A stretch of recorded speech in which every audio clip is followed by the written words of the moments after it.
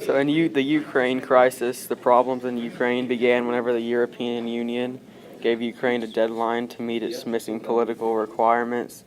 And then several months later, Russia issued them a warning, and now, almost a year after the deadline was set, Ukraine broke off all negotiations. President Yanukovych was elected president of Ukraine in 2010, and he's been the center of attention ever since it began. And he fled after he was denied permission to leave in hope of finding support elsewhere.